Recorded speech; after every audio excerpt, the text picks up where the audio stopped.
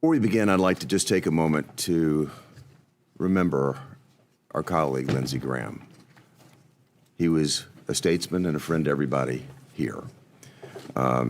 He had just a unique ability to bring levity to a situation, no matter how serious it was. Justice Kagan and I recall his engagement with you when you were coming through your confirmation hearing that we're still laughing about today. And I think it allowed you to show a very human side of yourself. But Lindsey had that ability to do just that, and I think at very appropriate times. And we're going to miss him very dearly, and I just want everybody to know that he, his family, and our staff are in our prayers. To turn to the matter at hand, this is the third and final hearing of fiscal year 2027 cycle for the Financial Services and General Government Subcommittee. First, I'd like to welcome our distinguished witnesses, Justice Kagan and Justice Barrett of the United States Supreme Court. It's been a number of years since Supreme Court justices testified before the Senate, so I want to thank you both for being here today. The work of the Supreme Court is of paramount importance, and I look forward to hearing from you about the resources that the court needs to do that work. Before I turn to the Supreme Court's budget request, I want to direct a few words to my colleagues and to those of you that are here in attendance today about the actual purpose of this hearing. Unlike federal departments, the Supreme Court is not a creature of Congress, but it's a creature of the Constitution itself. It's equal in dignity to the Congress and to the President. And unlike the legislative and executive powers, the founders crafted the judicial power to be independent from the political branches. That independent judicial authority, characterized in Alexander Hamilton's words by neither force nor will, but merely judgment, is the best expedient to secure a steady, upright, and an impartial administration of the laws. It's crucial that we respect that independence, which is embedded in the separation of powers that forms the backbone of American government. The judicial branch is not wholly insulated from Congress, however. Congress's power of the purse imparts not only the authority, but the responsibility to fund every part of the government, including the Supreme Court. It's therefore important for our branches to work together to ensure that the court has the resources necessary to perform its constitutional duties. With these facts in mind, I want to be clear that this hearing is about the Supreme Court's physical, operational, and security needs, and will be conducted in light of the court's unique relationship to Congress. This hearing is not a forum for discussion about the merits of specific cases, past, present, or future. It's not about when the justices should recuse themselves from cases or anything along those lines. I encourage my colleagues to focus their questions accordingly, and as a reminder, each senator will have one round of 8 minutes to ask their questions. I also expect that our guests today will maintain order in the hearing room so that we can conclude our business with efficiency and civility. We'll have no tolerance for interruptions today, and any demonstration or disorderly conduct will result in prompt removal. The Supreme Court's budget request for fiscal year 2027 seeks $2,007 million in discretionary funding.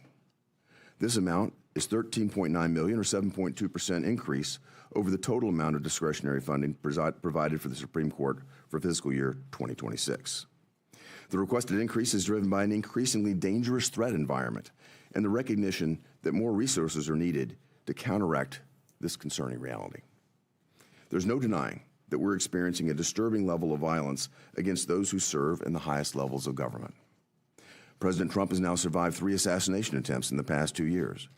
Yesterday was the second anniversary of the attempted assassination in Butler, Pennsylvania, where the assassin's bullet actually drew blood. But for a millimeter, President Trump would have been killed. Tragically, 1 American was killed, and 2 more were critically injured. That's hardly the only instance. Our colleague Rand Paul suffered felonious assault. Someone firebombed Governor Josh Shapiro's home. House Majority Leader Steve Scalise narrowly survived an assassination attempt as more congressmen stood in the line of fire. Of course, political violence is not solely directed to elected officials, as we recently saw this with the tragic assassination of Charlie Kirk. And particularly relevant for today's hearing, the Supreme Court has not escaped this dark trend of politically motivated violence. Following the 2022 leak of the Dobbs draft opinion, a man who was intent, I presume, on preserving the Roe decision tried to kill Justice Kavanaugh at his home, bringing with him a gun, a knife, pepper spray, zip ties, lock-picking equipment, and duct tape. Separately, Justice Alito's staff opened an envelope to find a white powdery substance inside. Ultimately, the substance was harmless, but it was intended to terrorize the court and intimidate and obstruct operations. We also observed hundreds of demonstrators gathering outside the justices' homes, attempting to intimidate and influence them, an apparent violation of 18 U.S.C. 1507, yet without a single arrest by the Department of Justice. Justice Barrett was a target of a swatting attack intended to create an environment that could have created potential injury for her or her family. These disturbing instances force us to confront the reality that the physical security of each member of the Supreme Court is a matter of constitutional consequence. Though maintaining operational security might require obscuring some details, I'm hopeful that the justices today will be able to testify in a manner that helps us understand these threats. Accompanying the rise in physical threats is also a rise in cyber threats. In January, a man pleaded guilty to hacking the Supreme Court's electronic filing system at least 25 times. We've observed a surge in cyber threats directed toward the lower courts. It's not hyperbole to say that the attacks of this nature can be a matter of life and death. Sealed court documents can include information about confidential informants and classified national security information, not to mention Social Security numbers, sensitive medical records, and trade secrets that would be essential to our economic dominance. The risk of insecure and unreliable electronic court records is not a risk that we can accept. To defend against these threats and avoid the proliferation of attacks currently facing the lower courts, the Supreme Court's budget seeks a modest program increase to enhance its cybersecurity personnel. Thank you for appearing before the subcommittee today. Justices Kagan and Barrett, I'm pleased to have you before us today, and I look forward to our testimony. But before you begin, I now want to turn to my colleague, the ranking member of the subcommittee, Senator Jack Reed, for his opening statement. Well, thank you very much, Chairman Haggerty, for convening this very important hearing. And I want to thank Justice Kagan and Justice Barrett for appearing before us. I also want to, again, note the passing of a dear colleague, Senator Lindsey Graham. I served in the House and the Senate with Lindsey, and I will describe him briefly as a passionate patriot. Indeed, he was that. Madam Justice, this is a long overdue opportunity for us to question the members of the court about its budget and operations, and I'll stress budget and operations. This is, I believe, the first time since 2011 that a justice has testified before the Senate, and I would hope this would be an annual occurrence, not a decade-by-decade occurrence. The Supreme Court is, under our Constitution, the final arbitrator of the law of the land, but it is still accountable Congress for taxpayers' funds which you use to operate. And today's hearing is about your fiscal FY27 budget request, a budget that's grown significantly in the last few years. We know, as the chairman has pointed out, that you have faced a series of threatening attempts, you and your colleagues, assassination attempts to online cybersecurity threats. And we know that the number of threats are increasing each year, and it is a substantial justification for budget increases to protect the court and protect the Constitution. So I look forward from hearing from both of you about these issues and the needs that you have to protect yourself and your colleagues. In regard to these threats, the court created its own residential security operation, and Congress responded to the request with a $28 million appropriation. But weeks after that CR was signed, the court began privately lobbying for another $30 million. And we understand security is important, but we also understand that this should be an open process and that your request should come to us and the committee to be disposed of as we typically do with all appropriations. And I would urge you to adopt that practice. This committee has responded to the court's request, as I said, for more money. And we hope to do it again, but I must point out that unless we have a top-line budget, both domestic and defense, it's going to be difficult to fund domestic, particularly domestic agencies like the court. And I hope that the Chair Collins and Vice Chair Murray will reach that point very soon. The other thing I would just point out is that, and I know this came up this morning, is that you have adopted a code of ethics, but a code of ethics without effective enforcement is more aspirational than practical. And I would hope that this year in your budget request, you would include funds for enforcement structure as well as simply the code existing. I'm very honored, we all are, by your presence today.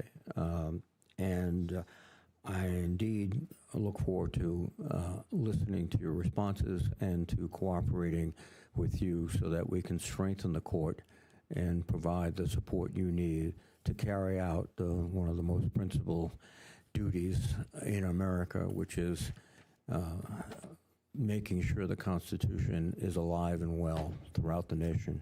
Thank you very much. Thank you, Senator Reid. And now I'd like to recognize Justice Kagan. Justice Kagan, I look forward to your opening remarks, and I'll remind you that your full statement will be added to the record. Thank you, Chairman Hagerty, and thank you, Ranking Member Reid, for giving Justice Barrett and me the opportunity to appear here before you today. I hope we can do it more than once every 3 decades. That doesn't seem too much to ask for, to present the Supreme Court's fiscal year 2027 budget request. I'd like to start, Senator Hagerty, if I might, the same way you did, by speaking a bit about Senator Graham. And I did this this morning as well, but you've provided me with I talked this morning about exactly what you talked about. First, I want to say that the entire court wants to send its condolences to Senator Graham's family and all his colleagues and friends in the Senate and elsewhere. All of us have been through the Judiciary Committee, and most of us through the Judiciary Committee while Senator Graham sat on it. And there is a great deal of affection throughout the entire court for Senator Graham, a great deal of affection and respect. I want to add, though, my personal a note here. I was nominated to the court by a Democratic president. It is not very often that a Republican votes for a nominee from a Democratic president. And similarly, it's not very often that a Democratic senator votes for a nominee of a Republican president. Those are the times we live in. And it's especially uncommon when such a cross-party, if you will, votes come from somebody in a deep red or deep blue state. And notwithstanding that, Senator Graham voted for my confirmation to be a Supreme Court justice. And I was very grateful for that, and I was enormously impressed by the respect with which Senator Graham treated me throughout the process, the seriousness with which he took the process, and as I say, grateful for his vote at the end of the process. But Senator Hagerty, you referenced something, in this last day or so, everybody has been talking about how funny Senator Graham was. But it's harder to make somebody else look funny than to be funny yourself. And I have to say that day, Senator Graham made me look funny. And that conversation that we had about what I was doing on Christmas one year is the conversation that I was told by many people afterwards sealed the deal on my confirmation. So I was very thankful to Senator Graham for that and for all his kindnesses through that process. And again, just want to repeat my and the broader court's deepest condolences to his sister, to all his friends and family on his untimely passing. Thank you very much for that, Justice Kagan. I appreciate that. In fact, his sister is going to be sworn in during the course of this, so you may see some of us moving in and out to address that. Thank you. I would like to note at the outset how appreciative we are of this subcommittee's constructive engagement and support. You and your staff have been with us each step of the way as we've added security funding to meet the challenges of these times. I personally have enjoyed meeting with a couple of you about these matters, and our respective staffs also speak and share information regularly. I look forward to our future work. The Supreme Court's funding is provided separately from the lower federal courts and split between 2 appropriations, one for salaries and expenses related to the daily operations of the court, and another for care of the buildings and grounds. We will address the operating budget today. The architect of the Capitol will submit a separate statement concerning our buildings and grounds. The court's operating budget funds the daily activities you'd expect in any federal courthouse, such as library and research services, case management, visitor services, IT, facility management, and security. We carry out our work with relatively modest funding. Our budget represents just 2% of the judiciary branch's total funding, which in turn represents 0.1% of the federal budget. Nonetheless, we take our responsibility as fiscal stewards very seriously. In fiscal year 2027, the court is requesting an additional $14 million, a 7% increase for salaries and expenses. Over the last 5 fiscal years, the Supreme Court's funding needs have grown on average 15% per year.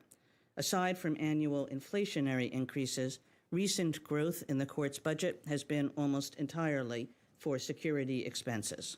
The majority of last year's funding increase went to shifting the responsibility for residential security from the Marshal Service to the Supreme Court Police. And Ranking Member Reed, I'd be delighted to speak at some greater length about what you talked about our receiving one appropriation and then another specifically for this purpose, for enhancing residential security. I first joined the court in 2010. Our security was very different at that time. The Supreme Court Police focused almost exclusively on protecting the building. And as for cybersecurity, well, our IT department focused on supporting the latest BlackBerry devices. I didn't have a security team of my own and was accompanied by security personnel only when I participated in work-related public events. We began expanding our security program in earnest in 2017, initially at the behest of members of Congress. We engaged government and private industry experts to evaluate our needs. We started by expanding personal security beyond the Chief Justice so that associate justices also received small security details, much too small as it later turned out. As threat assessments called for larger details and as overtime costs correspondingly rose, we requested funding for more officers, vehicles, and support staff. As events at the Capitol and other federal courthouses revealed our buildings' vulnerabilities, we also added new physical security systems. When personal threats increased following the leak of the court's Dobbs opinion, we expanded our residential security and threat assessment activities still further. Similarly, as online attacks grew in number and sophistication, we requested additional cybersecurity resources. Our strategy has been consistent: expand incrementally but effectively to meet evolving security challenges. We aren't alone in this. Although orders of magnitude smaller, the Supreme Court's police department is modeled after your own Capitol Police Department. The two departments have matching pay tables and similar organizational charts. They work closely together on threats pertaining to the Capitol campus and beyond. They also face many of the same challenges, especially officer recruitment and retention, and they have implemented many of the same solutions to address those challenges. Over the last 5 years, the Capitol Police Department's annual operating needs have increased 70%, a figure similar to the court's. For fiscal year 2027, Capitol Police requested a 16% increase. As neighbors, our two police departments will continue to work cooperatively together. Our respective police departments' growing needs are obvious given current conditions. The Capitol Police Chief recently testified that threats against Congress are up 50% this year. The Supreme Court Police expect a smaller but still substantial 38% annual increase in threats this year, which follows a 25% increase last year. For some of us, those threats have come very close indeed, as the chairman indicated, and all of us live with the knowledge that they may again materialize. But as the Chief Justice has said most recently in his annual statement, all members of the court continue to do their jobs as they believe legally right, adjudicating cases without fear or favor. We are grateful to the Supreme Court Police for all they do to support our ability to do so, and grateful to our appropriators in the Senate and the House for the resources that are necessary to achieve that goal. While we cannot comment on decisions or pending cases, Justice Barrett and I are happy to answer any budget-related questions you may have. Thank you very much, Mr. Chairman. And I'm going to now turn it to the committee chair, Senator Collins. Thank you very much, Mr. Chairman. First of all, let me welcome our distinguished witnesses today. It's a great honor to have you here to respond to our questions. I could not help but think, as I heard Justice Kagan's comments about the 38% increase in the number of threats, that it is increasingly dangerous to be a Supreme Court justice these days. And it's appalling to me that some of the rhetoric is coming from public officials on both sides of the aisle who should know better than to levy personal and political attacks against the judiciary and the court specifically. For example, a senator stood in front of the Supreme Court building and called out 2 members by name, saying that they had released the whirlwind and that they will pay the price. Other public officials have called the court corrupt, out of control, and serving an extremist agenda. This overheated language, this completely inappropriate rhetoric against the Supreme Court endangers the lives of the justices and erodes public trust in our system of government. I believe that all of us must avoid that kind of dangerous and disturbing rhetoric because it could, in fact, trigger violence. So with that as an introduction, let me turn to some specific questions for you. Justice Barrett, the Supreme Court is taking over residential security for the justices from the U.S. Marshals Service. What was the rationale for that change? Thank you, Chair Collins. The Marshals was always designed to be temporary. They couldn't continue to staff us. In fact, one reason for our supplemental request that was somewhat unexpected is that the Marshals unexpectedly told us that they would not be able to continue providing the residential protection and that they were going to end it quicker than we had anticipated. They themselves were just stretched thin. So we had always wanted to take it over ourselves, but we were forced to do that on a quicker timeline. And we are now fully doing it within the Supreme Court Police through a combination of our full-time officers and contractors. Thank you. Justice Kagan, in the Supreme Court's building and grounds account, there is a request for $6.5 million to begin the process for an exterior screening facility for visitors to the court. Could you explain why the court needs that separate facility? Yes, right now visitors walk into the court and that's where they're checked. That's where they are sent through a magnometer and checked for weapons and so forth. And just as the Capitol decided that for security reasons it wished to create a visitor center that was off the main premises, so all the appropriate security checks could be done off premises, that's what we're looking into as well. Thank you. Justice Kagan, as you know, the Federal Judicial Center publishes a reference manual for federal judges to use when handling cases that involve scientific evidence. The center, whose board is chaired by the Chief Justice, published its latest version of the manual on December 31st of last year. I understand that you wrote the foreword to this edition.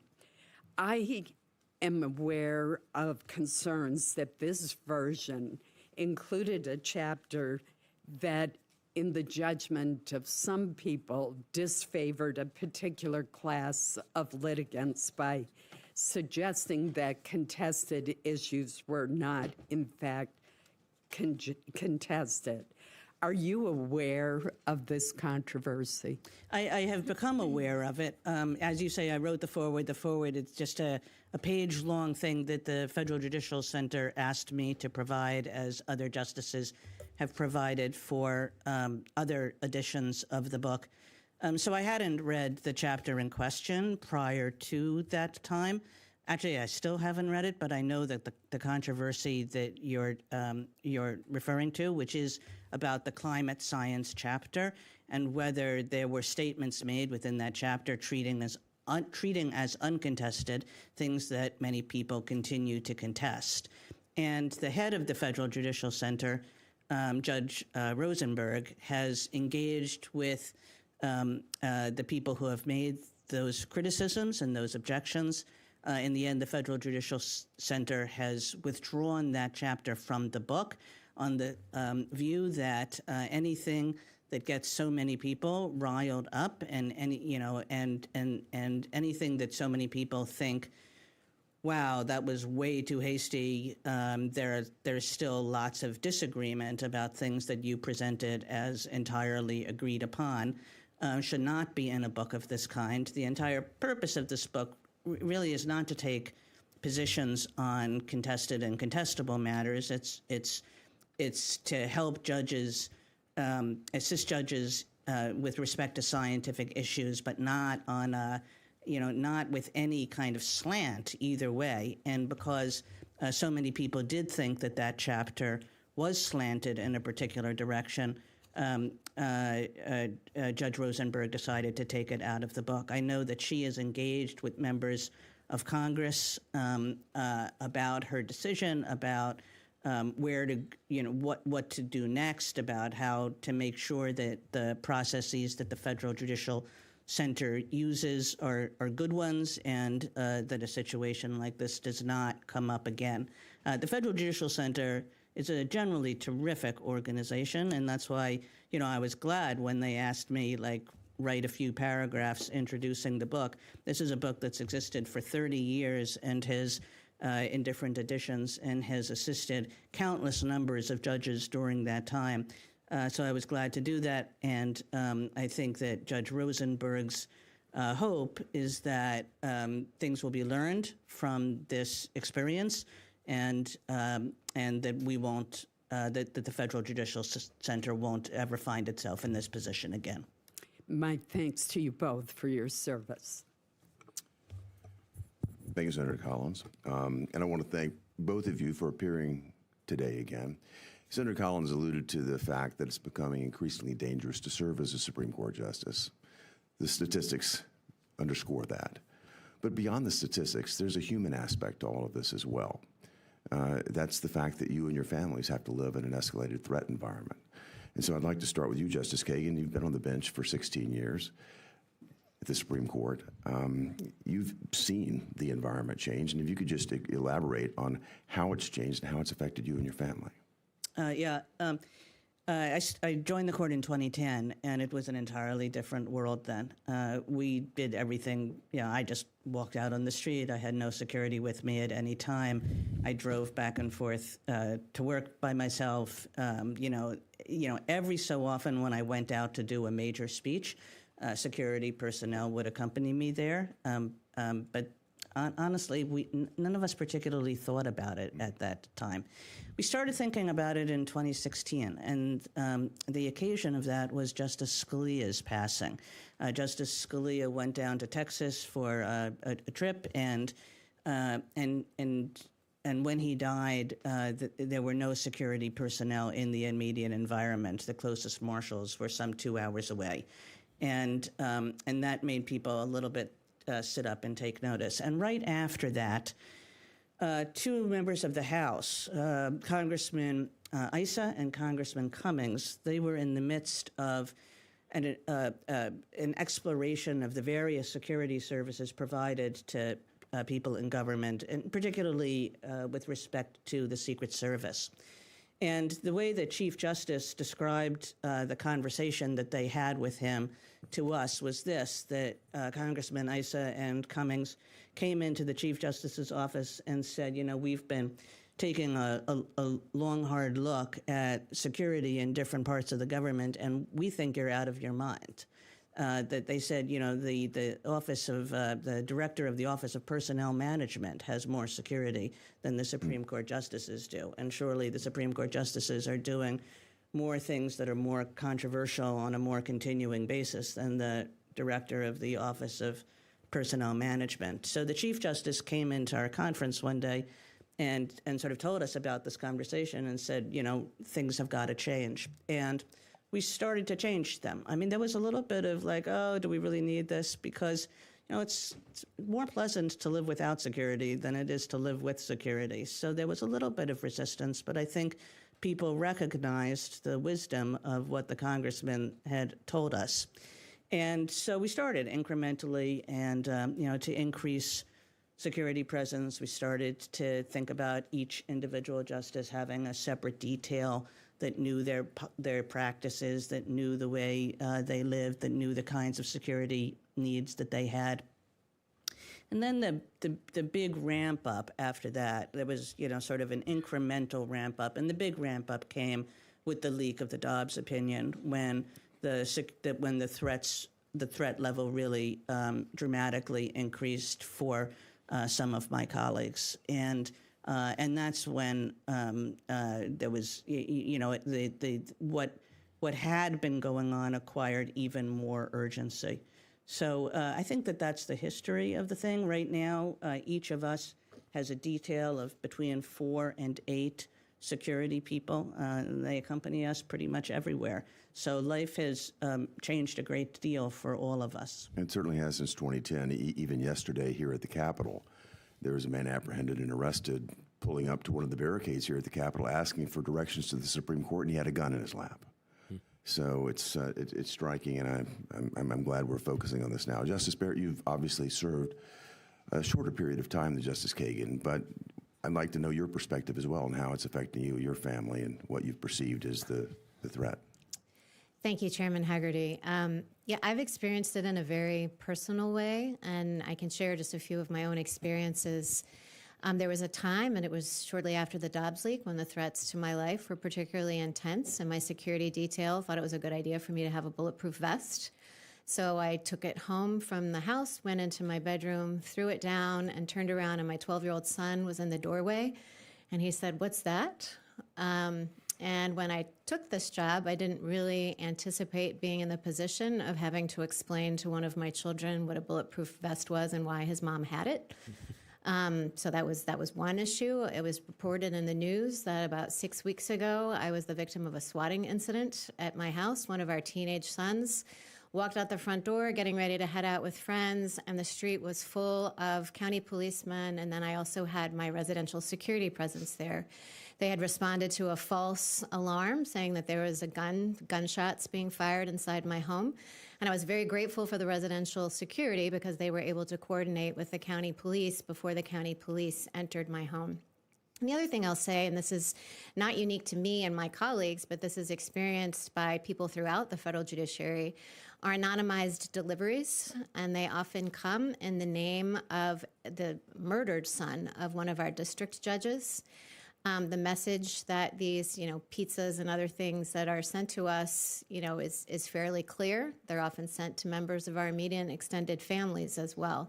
They're meant to intimidate and they're meant to harass. And as the Chief Justice said in his year-end report, justices and judges throughout the country continue to do their jobs without fear or favor, but it is a very threatening environment.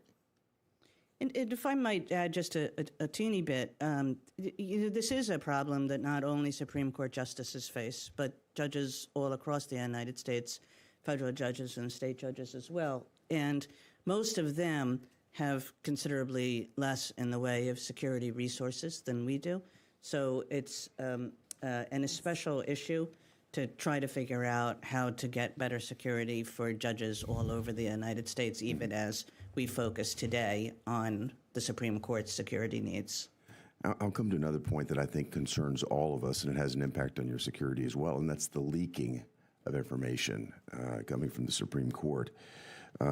If you think about the leaks of confidential Supreme Court communications, the impact of that, as you've both described, the Dobbs case is obviously the most famous one, and that precipitated, untold intimidation, threats, an attempt to murder one of the justices. Incredibly sad, but there have been others. In 2024, there was a leak about court deliberations over cases that involve presidential immunity. Just in April of this year, there was a leak of internal memoranda discussing requests to stay President Obama's Clean Power plan. And if you think about it, the Dobbs decision, I think, underscores this. The leaking of this information dramatically increases the security risk on justices. And Justice Kagan, I'll start with you. Are these sorts of leaks from the Supreme Court acceptable? They're not. It dramatically increases security risks. It also dramatically changes the way we do our business internally, or at least has the potential to do so. I mean, the way we relate to each other depends so much on honest communication among the 9 of us. And if the 9 of us don't have trust in one another and don't have trust in one another and all the people who work for us, then those kinds of honest conversations that we need to do our business are not going to take place, or they're at least going to be frustrated. So I think it is a problem that has frustrated every single one of the justices because of the security issues, but because it's just not the way a court should operate, and not the way a court can operate if it wants to have the kind of deliberations that are the backbone of what we do. I appreciate that, and I really appreciate you making this statement publicly and on the record, because I think it's critically important that a leader like yourself make this clear to everybody. Justice Barrett, I'll just close with you. Are there any actions undertaken, any changes in procedures that will prevent leaks like this from occurring?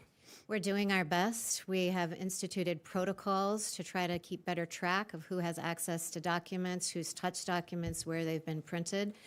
We have always required employees to sign a confidentiality agreement, but recently we began requiring employees to sign a non-disclosure agreement, which we do have carve-outs for whistleblowers and that sort of thing, and those carve-outs go beyond what federal statutes require. But we're hoping that driving the need for confidentiality home with these NDAs will just be an additional check on employees who are sharing information inappropriately and often illegally. Well, for all the reasons Justice Kagan mentioned, I can't say I can't support it any more than I do. I appreciate the effort, and thank you. I'll turn it now to Ranking Member Reed. Well, thank you very much, Mr. Chairman. Again, Justices, thank you for your presence and your testimony. I just want to pick up on a point that Senator Collins made about some outrageous statements that are being made by public figures, and I can't think of a more prominent one than the President of the United States. So on February 20th, following your decision on tariffs, he said, "Disgrace to our nation, fools, lapdogs for the rhinos and radical left Democrats, and very unpatriotic and disloyal to the Constitution." And he was describing the Supreme Court. On March 15, he posted, "Our country was unnecessarily ransacked by the United States Supreme Court, which has become little more than a weaponized and an unjust political organization." Now, I don't agree with anything he said, but if there's anyone in the country that commands more attention, it's the president, and I think that behavior is very dangerous to the court and to our whole system, and I just want that to be part of the record. Justice Kagan, you asked for If I could, Senator, please. Wherever these come from,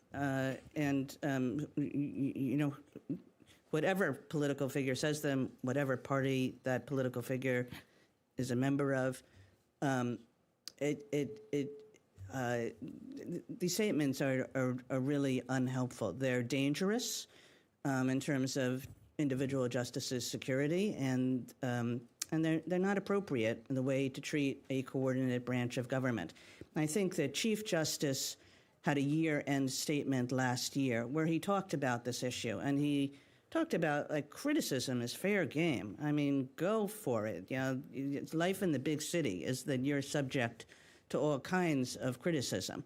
But intimidation is a different thing entirely. And when political figures of any stripe are trying to intimidate judges and justices to do things that they like rather than the things that they don't, that's where we really have crossed the line. I think you're exactly right, Your Honor, and you said it well. You wanted a moment to talk about the process where the $28 million request was made through appropriation channels, and then $30 million appeared suddenly through private channels. Please. Yeah, I think Justice Barrett referenced this a bit. And first off, we apologize if we did anything so procedurally improper. But the reason for the additional ask, if you will, was that we were suddenly confronted with the loss of U.S. Marshal protection. And we thought that we were going to have U.S. Marshal protection at our residences for another 6 months, and all of a sudden learned from the Justice Department that that was going to be impossible. And so we had to do some sort of quick footwork to try to get additional monies in order to cover that 6-month gap. And as I say, if we did that in a way that was procedurally less than optimal, my apologies.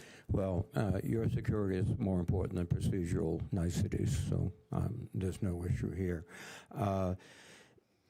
I mentioned in my statement that the court has adopted a code of conduct, but without an enforcement mechanism, it's more aspirational than real.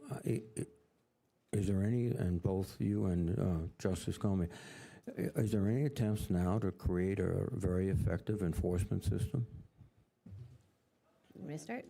I guess I would start by saying I regard the Code of Ethics as more than aspirational. We've all 9 made a commitment to follow it, so I consider it binding on me. I would also say that we all draw on resources within the court to make sure, to help us to the end of discharging our ethical responsibilities. Whenever I have a question, I consult our legal counsel inside the court. On the question of enforceability, I mean, I think you've put your finger on what is a very difficult question. It's a complex question. It's one that we've talked about a lot as a conference, and I don't think it's one that we're entirely at rest on yet. And if I could just say a few words about some of the complexities. I mean, one is it's just tricky to figure out who would be the entity to enforce such a code. Sometimes people have floated the idea of an inspector general. Well, if that comes from the executive branch, to have someone from the executive branch inside the court supervising the court's work, well, that's a problem. It needs to come from within the judiciary. And then you have the awkwardness of, well, we review the work of other judges within the system, but then they would be sitting on the committee to review ethical complaints, and that creates its own awkwardnesses. So we've talked about the possibility of senior judges or retired judges, but then there's still a structural problem because then you need to have an appeal process. The way the lower courts work is they judge these things at the circuit court level, but then you can appeal it up to the judicial conference's committee on judicial conduct, and then up to the full judicial conference itself. So that mechanism would put, again, judges from lower courts reviewing our code. So I'm not saying that it would be impossible, to have an enforcement mechanism, but I think it's been complicated to figure out exactly what that would be, given the position of the Supreme Court within our constitutional structure and within the judicial branch of government. But I do want to stress, Ranking Member Reed, that none of my colleagues, and certainly not I, think ourselves above the law or above ethics in any way. And I want to say I agree with that. I come out in a somewhat, I think for me, I'm not so much in flux on this issue. I have come to rest on the need for an enforcement mechanism if the enforcement mechanism is of the right kind. It's not because I think that we're ignoring the code of conduct. I do not think that at all. But it's important, I think, for public perception of the court. I think it's also important to give the justices a way to show that some of the charges against them are, so much poppycock. And I completely agree with Justice Barrett that this cannot be something where the executive appoints somebody or Congress appoints somebody or has a particular role in the process. It has to come from within the judicial branch itself if the Supreme Court is to remain independent, and it's incredibly important that it remain independent. I think that we can figure out a way around some of the complexities that Justice Barrett talked about using senior judges or retired judges to be our policemen, if you will. Even though I agree it's a little bit of an awkward structure to have policemen for the judges who are at the apex of the branch. So agree with everything Justice Barrett said about the need to do this within the judiciary and the complexities of that. I would say we should find an enforcement mechanism. Thank you.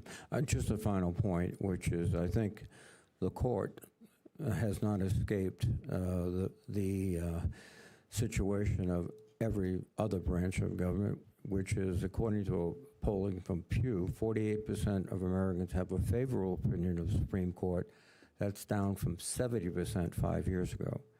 And I think putting in these types of institutional checks might give more confidence to the people that, there's nothing wrong at the court. The other thing, though, it goes back to the initial points of these inflammatory statements made by public figures, politicians, et cetera, are not helpful to the court's prestige. I think we should recognize the court plays a unique and fundamental role, and we should respect that role.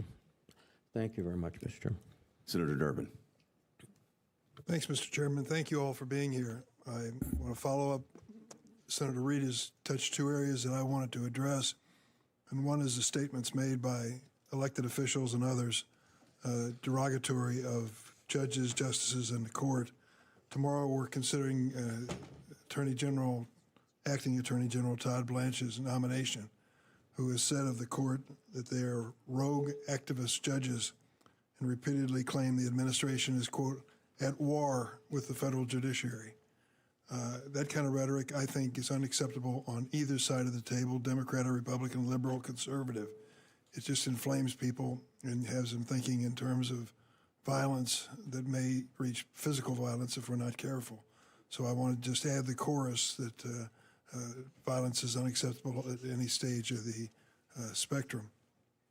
Secondly, we had some terrible incidents in the Northern District of Illinois not that long ago, where one of the federal district court judges had a disgruntled person who appeared in that court, then went to her home and took the life of her mother and husband. It was a horrible incident that occurred. Since then, I've done my best to try to provide the resources, not just for that court, but for the courts across the country. And what I kind of eliciting your response, I think your position on Capitol Hill makes you a little different than most. But is it your impression, it is mine, that in speaking to district court judges, they often lament the fact that they're waiting for the GSA to respond to security measures in their courts, in their court buildings? We have a proposal that I'm working on, which would allow the courts themselves to administer and monitor these funds to see if they can do it more quickly and professionally and thoroughly. Have you heard responses from other courtrooms around the country of security concerns that are gone unmet? Yes, and I think that's part of their budget request. Judge Lefkoe is the judge I think you were talking about, and I served with her when I was on the Seventh Circuit. And I think precisely because of those sorts of things, yes, it is my understanding that the lower federal courts are also in great need of security funding and have been pushing for that in their courthouses and through GSA as well.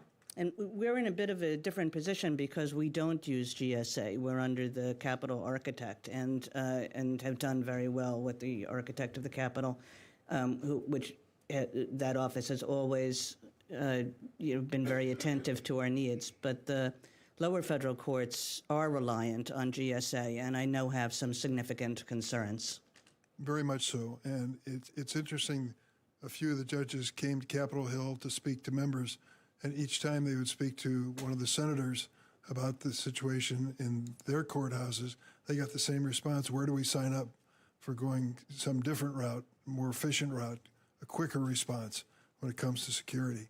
And I would just say, Mr. Chairman, that I think is going to fall in our jurisdiction here in the future, and I hope we take it seriously. I thank you both for being here today. Thank you, Senator. Thank you, Senator. Thank you, Mr. Chairman, and thank you all for being here. We appreciate your service and sacrifice, not only you, but your families. These are certainly family endeavors, and again, we really do appreciate that.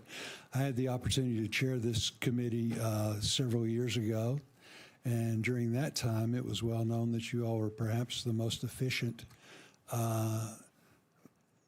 entity in government as far as taking care of your finances. I think we actually had you all send back some money on occasion, which is totally unheard of here. So we appreciate the fact that you do a good job in that regard regarding fiscal We probably took responsibility. pride in that, you know? Yeah. Well, it's an unusual thing that happens. So we do appreciate the fact that you're serving and the risks that you're taking. Let me ask you something that we haven't, I don't think, really gotten into, but right now, can you tell us if there are any barriers currently hindering the sharing of threat assessment and risk mitigation between the court police and outside agencies such as the marshals, Capitol Police, local police departments? Is all that working well? I'm actually not certain about that, Senator Bozeman. We can have our staff get back to you with statistics about that. I don't know. Do you have more knowledge? I was just going to say that I think at least the relationship between the Supreme Court Police and the Capitol Police Yes. is excellent. Yes. And that they talk to each other all the time and they exchange information with each other. And I think that increases the effectiveness of both. So I think that that's a relationship that's on an extreme at an extremely good place. Good, very For good. the other ones, we're not sure. Yeah. No, and I was curious if they were doing, tactical training together or whatever, so.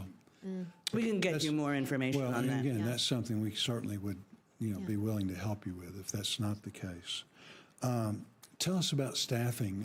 So many of our entities are various police departments throughout the country, you name it, and they're having trouble with staffing problems, attracting, the quality of people that we'd like.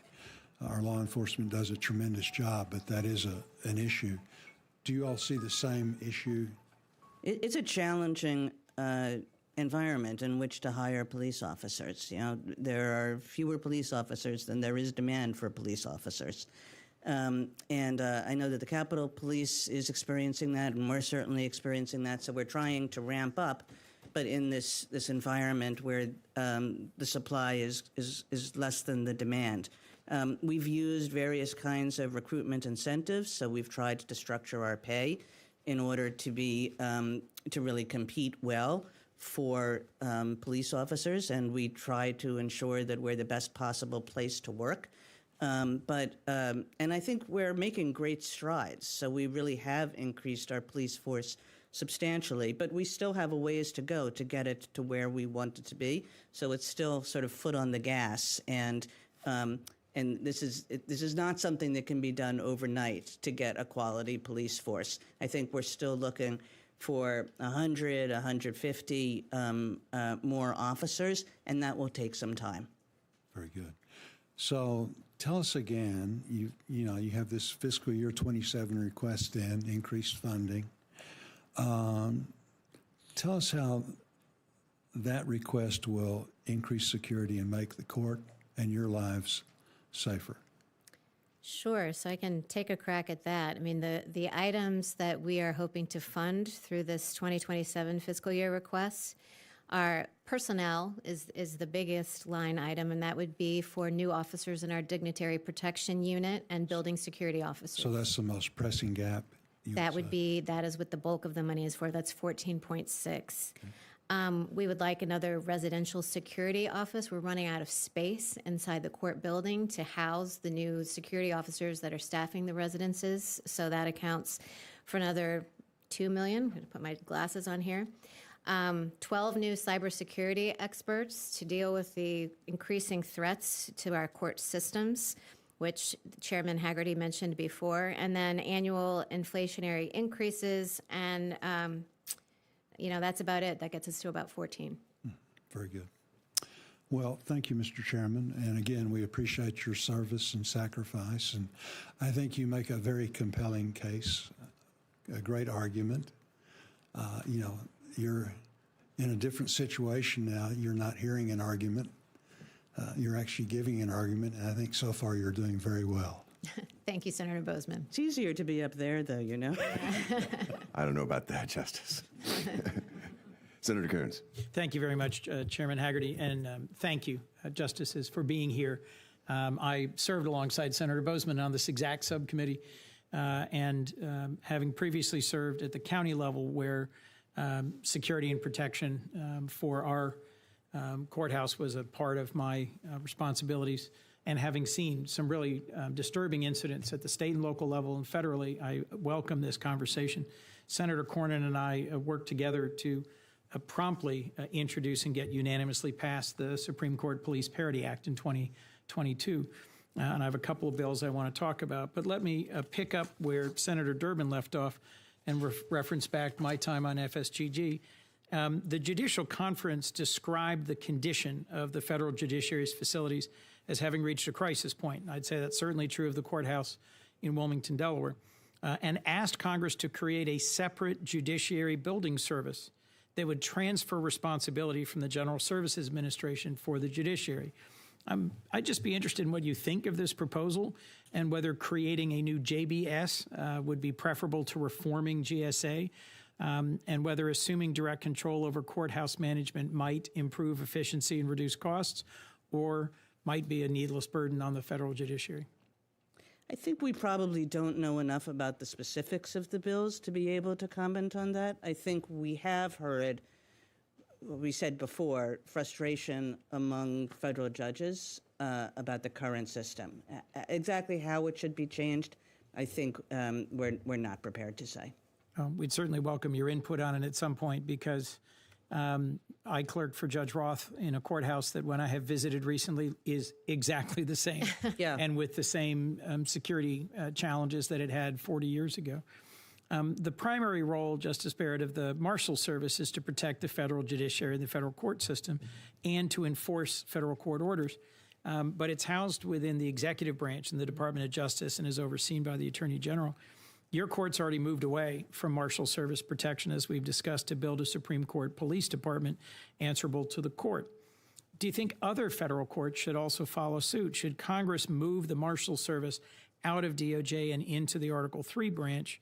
And do you think the judiciary's reliance on the executive branch for security and enforcement of orders creates any separation of powers concerns? I think that's another one on which we're probably not prepared to opine. I mean, I think what I will say is I thought, as the Seventh Circuit judge, and during my confirmation process, the U.S. Marshal Service gave me great protection. And, when they were outside of our homes, we were all really grateful for the Marshal Service being there. On the broader separation of powers question that you pose, I'm honestly not sure, and I don't know whether the lower courts are asking for that as well, to have in-house security and to be free of the Marshal Service. That strikes me as a more complex question that I'm not sure we could express a view about. And I do think my question had two components. One was Marshal Service as protection for federal courts and federal court officials. Mm-hmm. The other was the enforcement of court orders. We haven't seen any problem with that recently, right. But it struck me as a question well worth your input to the extent you're comfortable. For state and local courts, Senator Cornyn and I have a Countering Threats and Attacks on Our Judges Act, which would establish a state judicial threat intelligence and resource center, because frankly, state and local judges, many of whom have faced threats and a number of whom have tragically been killed, they don't have the intelligence sharing and the coordinated and professional protection resources the federal judiciary does. Yeah. And I know you're not going to opine on a piece of legislation, but I just, Could you help give me any input on what you've learned about how security concerns can affect a judge's ability to make sound legal judgments? How important is the physical security of the judiciary at the state and local level to the independence and strength of our judiciary nationally? Gosh, Senator Coons, it's so. I mean, I'm glad to hear that you're focusing on this with Senator Cornyn, because I think it's critically important. Yes. For one thing, you're not going to attract the kind of people who you want serving in any of these positions at the state or federal level if they feel like the security of them and their families will suffer. And so just the ability to deliver the kind of justice that we hope that our courts can provide will suffer. And then I do think that judges at both the state and federal level are holding strong despite intimidation and threats, and I think that's a tribute to our constitutional system. However, I don't know what to say about what might happen if somebody were really persistently being threatened and harassed in that kind of way. So I think we need to have our courts be able to operate independently and safely. I've lived in other countries. I serve on the Foreign Relations Committee, and I'm directly familiar with instances where physical threats to the families of justices and judges change the outcome of important decisions in other countries. And I won't impugn any country by reference, but it's not unheard of globally. And I think we need to guard against that happening here. Again, Senator Cornyn and I, we've been prolific. Got signed into law the Courthouse Ethics and Transparency Act, or CETA, was signed in 2022. And this followed an investigation that found 130 federal judges failed to recuse themselves from matters involving parties where they held a financial interest. And it covers the whole federal judiciary, including justices. They're required to publicly publish annual disclosures and submit periodic transaction reports for significant security trades, just as members of Congress do. The justices are in compliance. But we have a serious compliance issue across the rest of the federal judiciary. Only a quarter of judges' disclosures were posted on the timeline required in statute, and we're still waiting for more than 200 disclosures from 2024. CETA is a requirement, not a suggestion, Justice Kagan. Why do you think so many judges in the federal court system are having difficulty complying, and does the judiciary need additional resources or clarification to help ensure compliance? Yeah, I'm not sure what the answer to that is. For sure, you're right, Senator Coons, that compliance is of great importance in this area. And I'm glad you said that we are in compliance. I checked before I asked. And, you know, I'm not sure what your bill does, so I'm not going to be able to comment on your bill.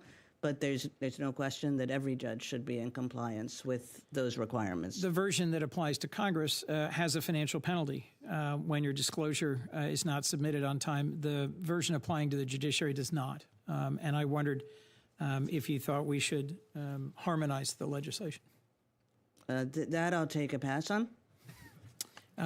Last point I'll make. I just want to say, like Justice Barrett, I think it's great that you and Justice Cornyn are pursuing these, are taking seriously the threats to Yes. the judiciary, the threats to the rule of law, how we can make sure that the judiciary is as fine as it can be. I'd welcome any follow-up that the Judicial Conference or that the court wants to make on a number of those points. Last, I'll just reference you had a robust discussion about a ethics code, about the mandatory ethics code, and I appreciate that you're committed to enforcement and that you are recognizing the challenges within the hierarchy of Article 3. But I do think, just speaking for myself, that there is a genuine appearance issue. And I would urge you to work diligently to find a way to deliver a judicially created but effective enforcement mechanism so that some of the transparency and ethics concerns that have been raised about the court can be addressed. I'm the vice chair of the Ethics Committee in the Senate, and I think the fact that there is an enforceable ethics code that applies to every senator and Senate staff, and that we on occasion take publicly known and much more frequently not known actions is an important part of trying our best to preserve confidence in the institutions of our government. Thank you for your testimony today. Thank you, Senator Coons. We've been joined by the ranking member, Senator Murray. You are recognized. Well, thank you very much, and thank you both, Justice Barrett, Justice Kagan, for being here today. We appreciate it. Like everyone, I really respect the separation of powers and the importance of an impartial and independent Supreme Court. So it is important for all of us on this committee to fulfill our responsibility to oversee taxpayer dollars. So I just want you to know I really appreciate both of you being here and participating in this hearing. I do have several questions for both of you about the court's budget and operations, but before I go to that, I do want to say I'm very troubled that the current president challenges and has challenged our system of checks and balances in very unprecedented ways, and the court has made some incredibly consequential decisions without any real process or explanation by relying on the shadow docket. And it's also unbelievably important to the functioning of our democracy that we have a well-functioning, independent judiciary that is trusted by the people of this nation. That requires transparency, and it requires the American people to be able to know you are calling balls and strikes and not making decisions based on any financial conflict of interest and what is behind those decisions. So I urge you to keep those issues in mind, and if either of you have any comments on that, particularly on the shadow hearings, I would appreciate it. Justice Kagan? Sure. You know, this is something that we, there are many facets to the shadow docket, and we discuss them and debate them and sometimes disagree about them. You know, in recent years, we have increasingly received these requests to move fast and to move before a case winds its way through all the levels of review. You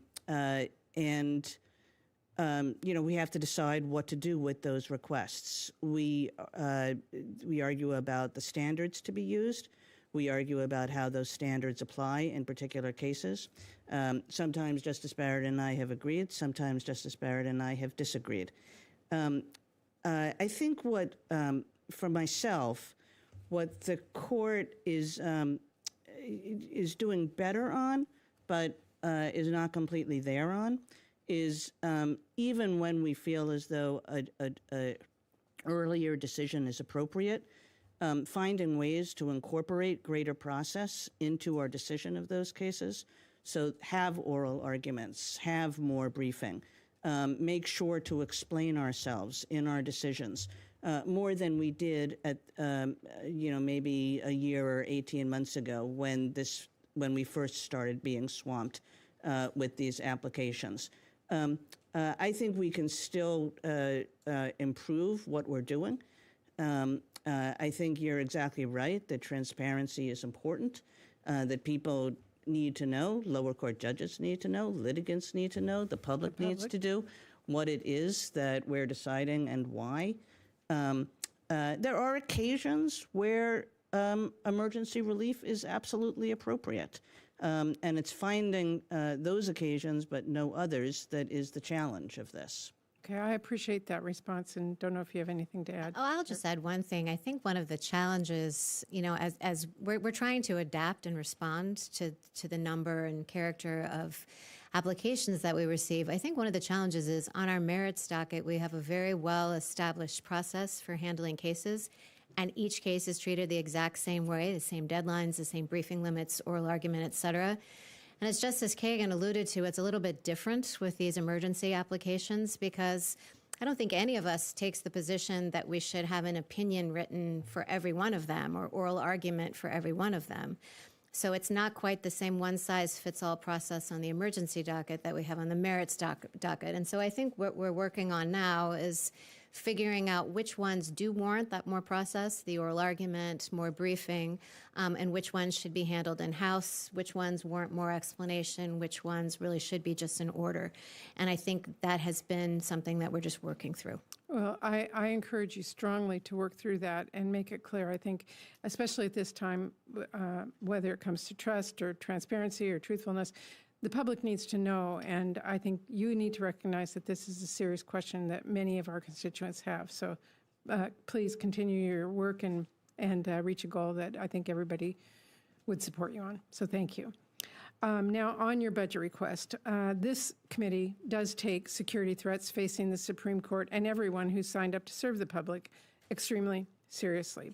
That's exactly why Congress provided $58 million in additional security funding in FY26 to address some of these increased threats and vulnerabilities. Unfortunately, however, the court made a request for over half of this funding at the very last minute without any public explanation or justification of the need for that funding after we had already provided $28 million in the continuing resolution last fall. So I just want to ask both of you, will you commit to making public all relevant budget request documents in the future, including for any unanticipated supplemental funding needs? Absolutely. We want to be transparent, and Justice Kagan had apologized to Ranking Member Reed on the court's behalf if we did anything that was suboptimal in our seeking of those funds. They were in response. We made those requests in response to unexpected needs, like the premature. We didn't expect the marshals to drop residential security as quickly as they did, and they told us that they were going to end it 6 months before we anticipated it. That was one of the big line item reasons for seeking that extra money. So it's my understanding that our staff was transparent with the committee about what the money was being spent on, but absolutely, we want to cooperate, and we recognize your important role. Okay, I think that's really important for you to understand and make sure that we have that documentation. Our constituents require us to be very transparent about where their tax dollars go, and we need that budget information from you. And we want to make sure the court has first-rate security, but we do have very little information about how you are actually building this type of security capacity that you need. So standing up your own police and residential security is not an easy task. How long do you think it will take to be fully staffed and operational? And secondly, what expertise are you relying on to make sure your security personnel have the facilities and the training and the capacity they need? What we think, we have a goal of 477 police officers. We're a ways away from that right now. If we include people we get through contracting, we can probably do it within a couple of years. But in order to have our own employees get up to that mark, then we're probably talking more like 6 years, into the 2030s.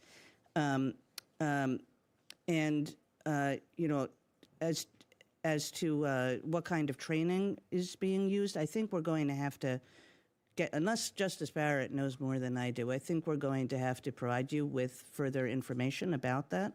I'm confident that the kind of training programs that we've put in place are good ones, but I can't give you a whole lot of detail about that. Okay, that is something that we need to have in order to provide the budget for you, so we would appreciate that back. And finally, I just have a few seconds left. I heard Senator Coons when I come in talk about code of ethics, and I just want to reiterate that. As my colleagues have pointed out, that code is self-enforced, and it is a weaker code of conduct than one all the lower courts have been held to.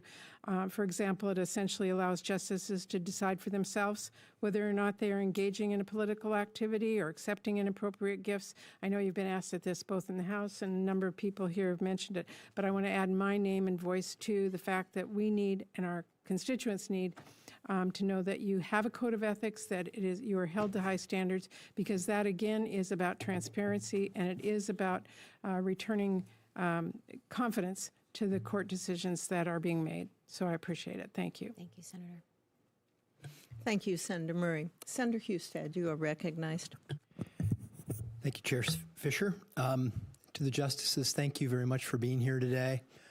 You debated whether it's better to be on that side or on this side, and I will tell you, as having been a petitioner before the court in 2018, it's much better to be on this side.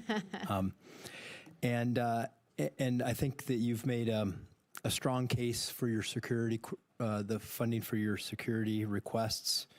I think we all have a growing concern about security issues with the court, justifiably so.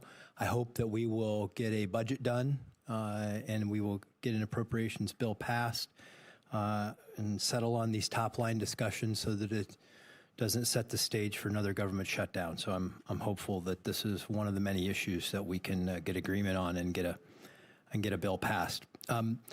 In talking about any problem, I always try to look at the root cause. What is the root cause of the problem that we're trying to address? And I know that issues regarding fiery rhetoric through venues like social media have been attributable to some of the increased security threats. So I was wondering as well, have you seen any of these threats from the information you have as organized threats, either domestically or internationally, that would lead to some of these increased security threats? And Justice Kagan, I'll start with you. Justice Coney Barrett, please follow up if you have any thoughts. You know, our sense of the threats is that it's more lone actors, but you know, perhaps. I think that's one that our staff, if you would like more information in a SCIF or a private meeting, because I think they do know some things about some of the sources of the threats, but probably not something we should say in a public setting. Okay.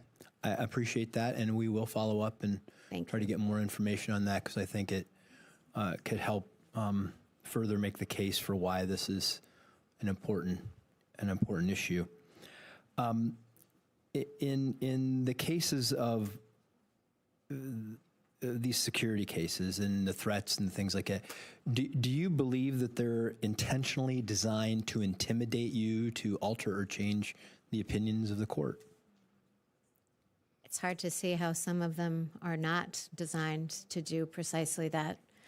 I think they're designed to intimidate, or designed maybe to punish after decisions, you know, that the person sending the threat didn't like, as a warning not to do it in the future. It's hard to interpret, particularly those anonymous deliveries that are sent in the name of Judge Salas's murdered son, as anything other than an attempt to intimidate and influence decisions. The issue on the Dobbs opinion that was leaked. Are we any closer to knowing how that happened? And are you satisfied with the efforts to find out how that leak occurred? Well, we did a serious internal investigation and could not come to a conclusion about that issue. And it's not that we've closed the books on it. If we get any further information, you know, we will pursue it till the end. And I know that the marshal of the court, who was in charge of that investigation, feels that that is her responsibility. As to whether it will happen, I don't know. Okay.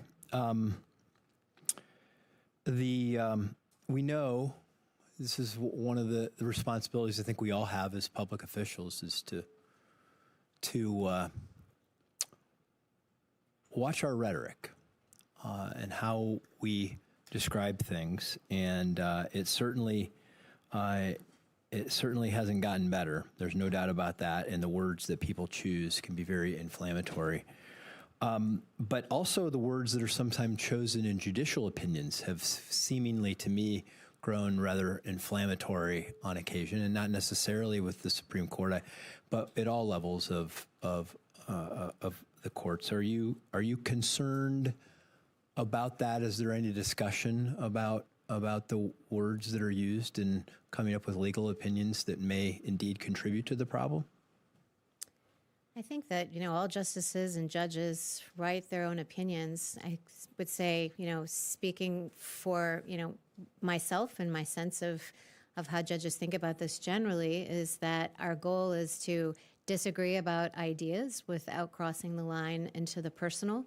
And in my own experience and the experience of the judges with whom I've served, you know, I think that is a line that judges try not to cross, because one thing I think that the courts, not just the Supreme Court, but courts generally can model for the public, is the way to have disagreements that can be very serious about weighty issues and that can be sharp, but that avoid descending into that kind of unhelpful rhetoric that gets very personal. That is exactly the way I feel about it. When I dissent, especially in an important case in which I care about a great deal and other people do as well, I want it to be a strong dissent. I want it to be a pointed dissent. I want people to understand why it is that I'm taking the trouble to dissent, but I don't want it to be a personal dissent. I don't want to do anything that is ad hominem with respect to my colleagues. And, people can make mistakes. I can make mistakes with respect to that. I like it when one of my colleagues calls me and says, Elena, take out that line, And I think we do that for each other. And I think that that's a good practice. I appreciate you sharing that because I think it's important. Look, you are the highest court in the land. People they hold you up, they hold you in esteem, and what happens at the court is very, very important in setting the tone. Just as we have that responsibility too, I think it's a collective responsibility that we can all discuss being here in this hearing today about how we can all get better at doing this, because it's collectively contributes to this environment that I think we're all struggling through right now. Let me just finish up with some cybersecurity. How I know that some of the money they're requesting is for cybersecurity. Explain the context for what threats you're experiencing there, how that impacts the court. We received was the number and north of 200 million attempts to breach the system. And that's, on track to practically double this year. AI is making it easier for people to find vulnerabilities and all entities' systems and to exploit that. So we're trying to keep up. We would like to have 12 new cybersecurity experts. And the goal is to try to keep our systems safe so that they cannot be penetrated. Some of the lower courts have had debilitating breaches of security, and we want to prevent that from happening to us. And of course, it can compromise all kinds of confidential information, confidential witnesses. It can endanger national security, so we take that very seriously. I'm frankly amazed that we've done as well as we have up till now. If you think about the number of people who want to know what we say before we say it, the number of people who, millions and billions of dollars depend on it, other nations might want to receive information before we publicly announce it. It's sort of amazing to me that we've done as well as we have, but we don't want to. We want to make sure that success record continues. Great. Well, thank you for being here. I think your presence for Congress today, the Senate, is helpful to both the court, the Senate, and the country. So thank you. Thank you, Senator. Senator Fisher. Thank you, Mr. Chairman. I, too, want to thank you both for being here today. You don't have to be here, so we appreciate you coming forward to help us have a better understanding of the threats that you face and the budget, the resources you need to make sure you address those threats. I know that the court has expanded its personal protection mission in recent years in response to an uptick in those threats to yourselves, to your families, and to the court building itself. The president, vice president, cabinet members, congressional leadership, other dignities, they all receive a level of personal protection that meets the threat environment that they face. Do you believe that it's important for the court to rely on personal protection structure as comprehensive and consistently resourced as those of comparable officials in other branches? I do. I would refer back to what Justice Kagan said about when this all got started in 2016. And Congressman pointed out that our security was not even as great as that provided to the director of OPM. I think, I wish I didn't need the security that I need now, because as Justice Kagan also said earlier, it's more pleasant to travel around without security. But I do think that we need that. And right now, our details range between 4 and 8 permanent members of a detail, depending on the justice.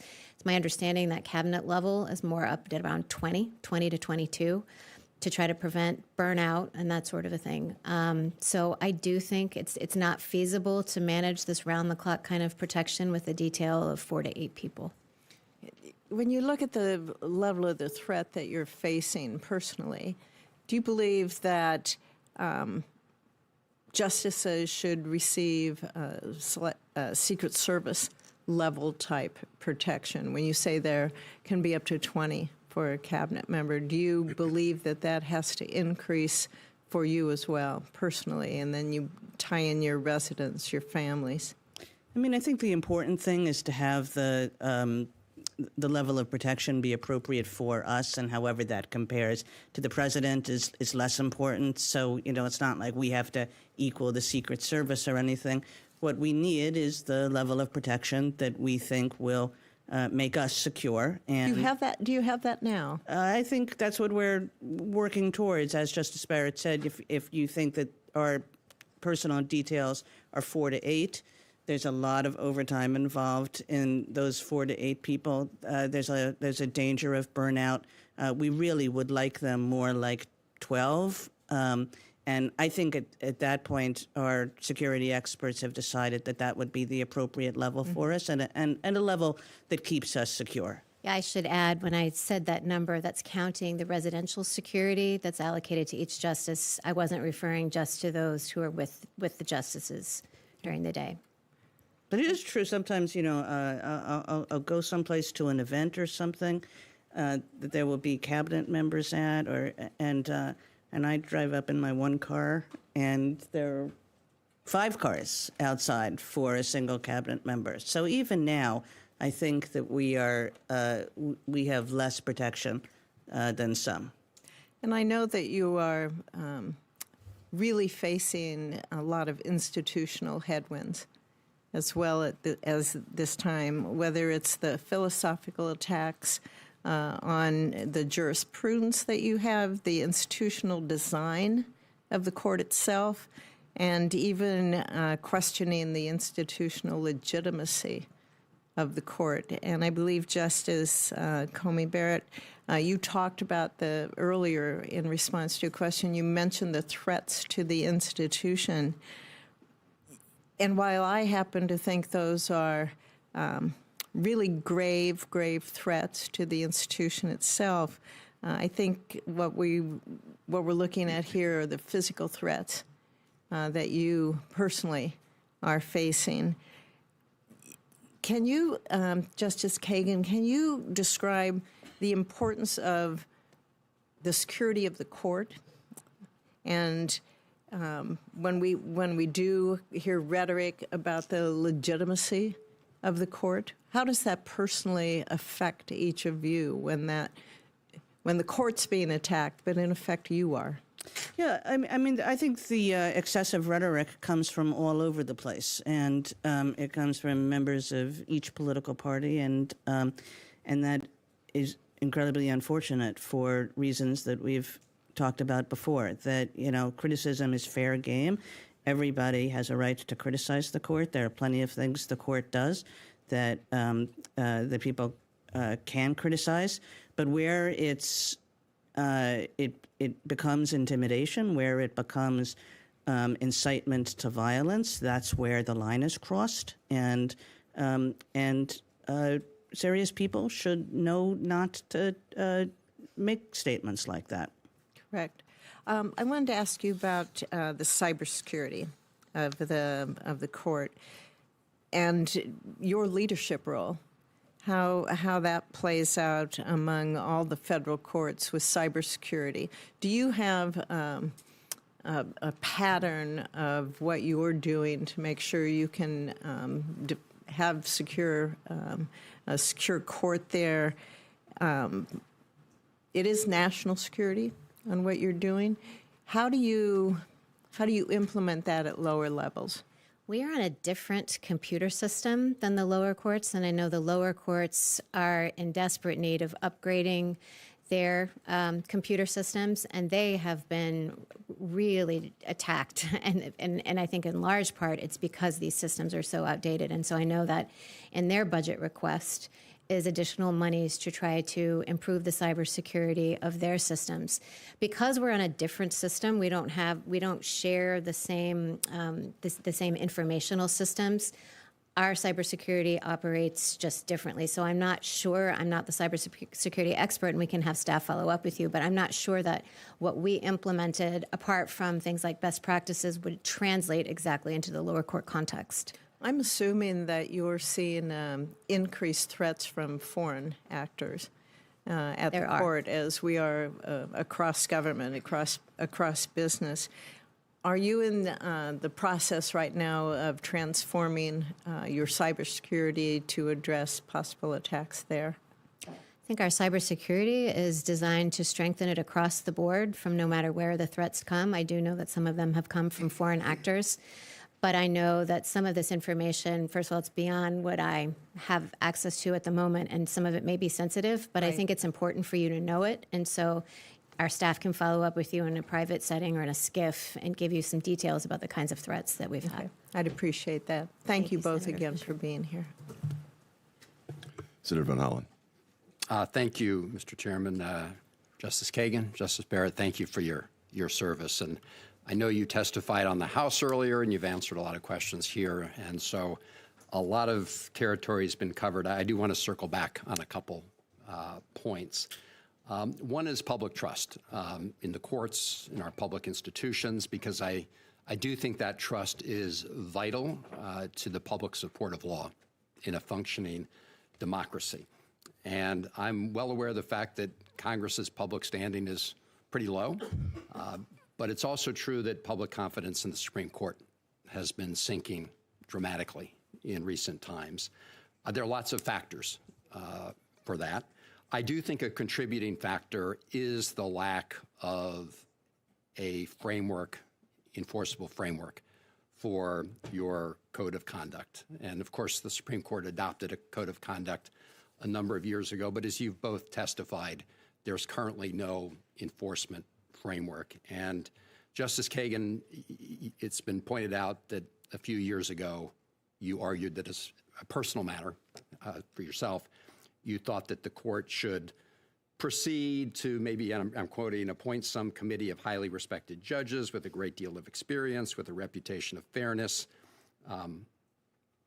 that kind of solution. Has any progress been made since you made that statement by the court in trying to establish that kind of system? Maybe you can give us a progress report, if there is any, on trying to put that in place. Well, I do still believe that for reasons that I've expressed earlier in the day. I think we continue to talk about the issue amongst ourselves.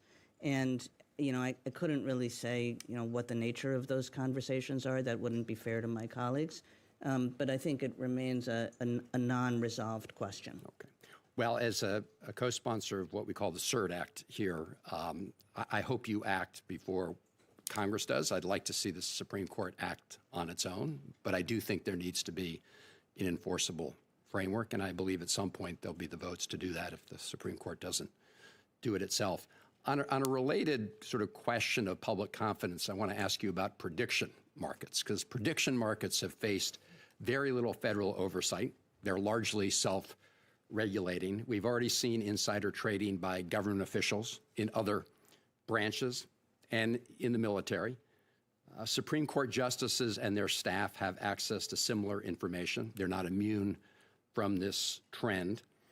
Here are some of the event contracts that are currently being offered on Kashi. Who will be the next Supreme Court justice? Will Trump be held liable for January 6th in any court? Will the independence of the judiciary be weakened during Trump's term? Now, clearly, members of the Senate and Senate staff could have information that could be helpful to them in playing the prediction markets. The Senate actually has now adopted, as a matter of Senate rules, a prohibition on doing that. So my question to you is, will the court do the same, both for justices and for the staff of the Supreme Court? That's already covered. My understanding is it's already covered. It's already covered because there's a prohibition on using information that you know within the court to make financial gain. And so, And not just for justices, but for all employees of the court. Okay, so it's your view that the current language of the rules already prohibits every member of the court staff and obviously the members of the court itself from engaging in prediction markets. I mean, I think this is an incredibly important area. So if your charge to us is go back and look for any loopholes, we'll willingly take on. Yeah, I would suggest you do We don't want loopholes, Senator Van Hollen. Yeah, this is super important. Yeah. I appreciate that. Well, there's legislation that's been, I think, just introduced in the House, so I think there may be a feeling that the current language may not be airtight. So if you could go back and look at that, I'd appreciate it. In terms of the shadow docket, and I followed some of your testimony in the House side, I saw Justice Kagan, you thought some improvements have been made. I think it remains a fact that during the last session of the court, more decisions were made on the so-called shadow docket than through the normal process. And I do think there are big issues here. And I'm wondering, and I'm not obviously asking about any particular case, but I am wondering about the precedential weight of a decision on the rocket docket. Now, just in the last couple of days, we've seen 2 people killed by ICE agents, one in Texas, one in Maine, in shootings. These are people who they were trying to apprehend for being here illegally. I see that ICE just halted most traffic stop arrests in the wake of these fatal shootings. That's today's news. I'm glad to hear that. But I do recall that one of the cases that was decided on the so-called shadow docket has become known as the case with the, quote, Kavanaugh stops, whether fair or not fair. That's what it's known as. And so I guess my question to you is, when the Supreme Court makes a decision in the normal course, it is binding precedent. What is the nature of the precedent or the weight that lower courts should give to a shadow docket decision? So I think this is a complicated question. I think you've put your finger on something real here, that there are some conflicting statements in our own precedent as to exactly what the precedential weight is. At most, it is, usually when we decide cases on the shadow docket, we're talking about the likely prospects of success, not that something will succeed, but that a claim is likely to succeed. So how one takes a ruling like that and converts it into binding precedent is, I think, a complicated question. And I think that the court itself has been of a little bit mixed mind on that question. And so I think it's a completely fair inquiry and one that we need to keep thinking about and keep on top of. If I could just follow up. So in a normal case, you make a decision, you, the Supreme Court, as to whether or not to grant cert or not. And when you deny cert, you don't issue an opinion. There's implication, I thought, from some of your testimony earlier that you're somehow required to take up a case on the shadow docket because they're more of an emergency nature, but there's no requirement that you take it up, is there? Oh, it's not that we're required to grant relief, but they are motions filed, and so every motion has to be either granted or denied. So we don't have discretion to just take a pass and say we're not going to act on it. But in some sense, when you deny cert, you're making a decision on the merits. And so I guess what I just want to leave you with is that when you grant these shadow docket motions, aren't you maybe creating an incentive for more people to file those motions? Because, as I said, you've now got a situation where you're actually rendering more decisions through that shadow docket process than through the normal process.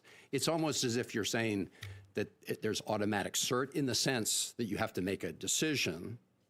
I would argue that denying cert is a decision too, because someone's looking for relief on the merits. The Supreme Court's denying cert. So when you're taking up these shadow docket cases, you're also making a decision to both take it up and at the same time either deny it or grant relief. This is part of what you say that I agree with and part that I don't. I mean, I think, every cert petition will deny it or will grant it. So we make a decision either way. Every application for emergency relief, we either deny it or we grant it. We make a decision either way. And we have to do that. You can't just sort of put it in a box and say we're just going to ignore that. I think, and I'm not sure where the number comes from, that we make more decisions on the shadow docket than we do ordinarily, because I think some of those are probably just ones. They came here, we looked at them, we said we have no interest in doing this on the emergency docket, goodbye. And if that's being counted as part of what you're talking about, well, we're just denying it. Yeah. But I do think, I think the part of your question that I think is a fair criticism is to ask why it is that we're facing so many more of these petitions. I think partly it's the nature of governmental action and how governmental action has changed and what kind of challenges governmental action provokes. But I think partly it's that we've granted a number of these, and so people know that it's available, relief on the emergency docket. And when people know that relief is available, there are a lot of smart lawyers out there in the world who are going to say, why don't we take our shot at that? Yeah. And so the greater percentage of these that we grant, the more likely it is that people would just think of this as part of the normal process of litigating. Hey, let's just file an emergency motion. And that's very different from what it was when I joined the court 15 years ago. Yeah, just in closing, Justice Kagan, if you could look at that, I'd like to keep in touch on that. That is my concern, and that is also part of my question about what's the precedential value, right? If you have an incentive for more people to file these cases, and at least until final decision is rendered, maybe it's years down the line, people are going to look at this shadow docket decision as something that has influence and weight. Whether they should or not, we'll have to figure out. But I do worry because it creates this zone of uncertainty, and I also think it undermines confidence in the system. Thank you. Thank you, Senator Van Hollen, and I want to thank the two justices today for being here. We appreciate your time and your attention. I'll remind all of our members that we have 1 week to submit any questions for the record, and I would ask the justices, if you might, to respond as quickly as possible to those questions as they come. With that, this subcommittee meeting is adjourned. Hold on.